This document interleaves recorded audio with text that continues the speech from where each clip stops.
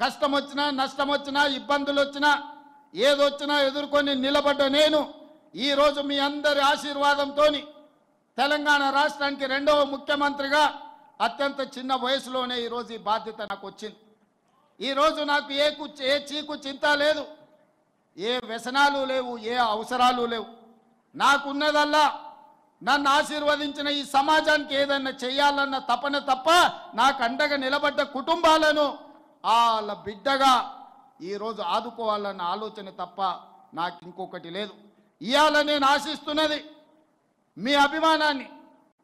మీ అభిమానంతో గుండెల్లో పెట్టుకుంటే మీకోసం నిరంతరం పనిచేస్తా, 24 గంటలు పనిచేస్తా, మీ అభివృద్ధిలో భాగస్వామిని అవుతా.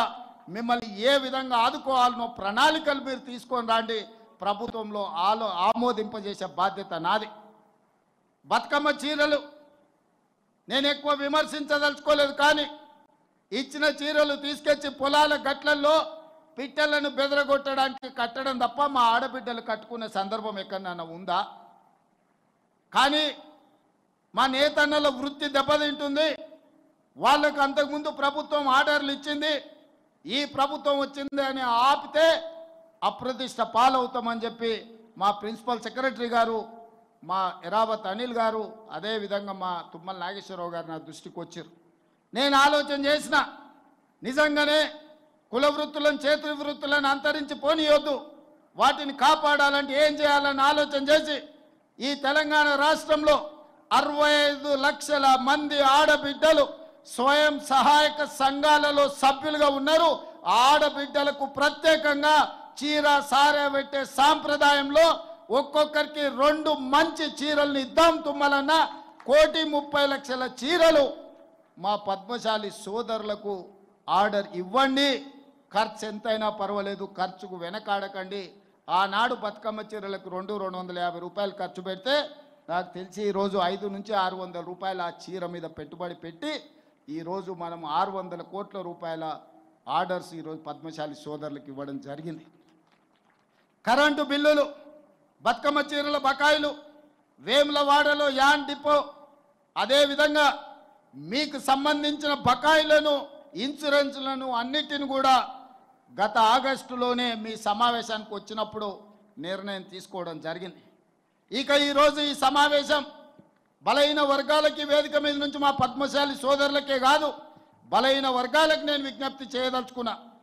మిత్రులారా, ఆనాడు బ్రిటిషర్స్ అధికారంలో ఉన్నప్పుడు 1931లో కులగణన జరిగింది.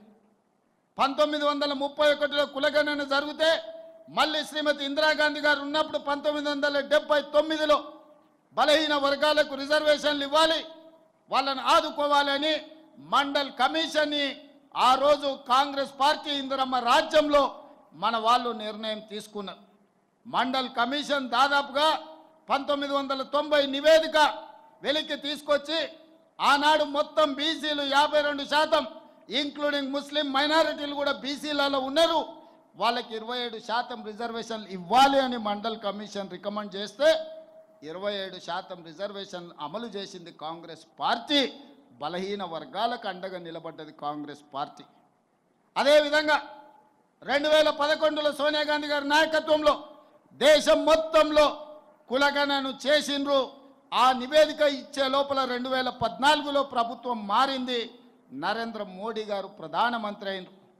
వారు ప్రధానమంత్రిగా బాధ్యతలు చేపట్టిన తర్వాత 2011లో కాంగ్రెస్ పార్టీ సోనియా గాంధీ గారి నాయకత్వంలో నిర్వహించిన కులగణన సర్వేను ఈరోజు తొక్కి పెట్టిండ్రు, వాళ్ళు కనిపించకుండా చేసిండ్రు.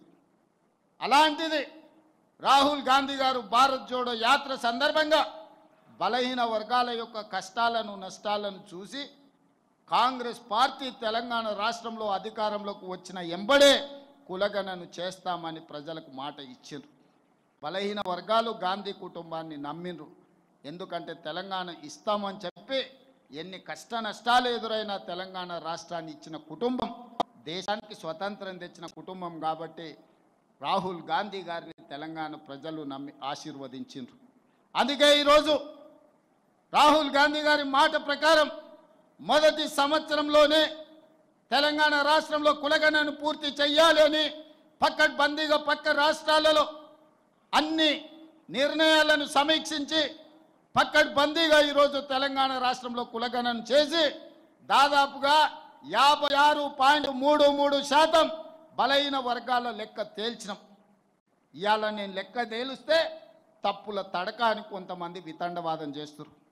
వాళ్ళు నేను 60 రోజులు కష్టపడి 1,03,000 మంది ప్రభుత్వ ఉద్యోగులను 37,000 మంది కంప్యూటర్ డేటా ఎంట్రీ ఆపరేటర్లను పెట్టి దాదాపుగా 1,50,000 సిబ్బంది ఐఏఎస్లను అదేవిధంగా కలెక్టర్లను జాయింట్ కలెక్టర్లను మండల స్థాయి గ్రామ స్థాయి వరకు 94,500 ఎన్యుమరేటర్లను లెక్కబెట్టి ప్రతి వాడిని ఇంటింటికి పంపించి ప్రతి వాడు 150 ఇండ్లు ప్రతిరోజు 10 ఇండ్లలోనే లెక్క తేల్చండి, ఎక్కువ రాసుకొస్తే తప్పులు రాసుకొస్తారని చెప్పి ప్రతి ఇంటికి పంచి పక్కడ్బందీగా లెక్కలు చేసి ఆ ఇంటి యజమాని సంతకం తీసుకొని ఈరోజు లెక్కలు తీసినాం.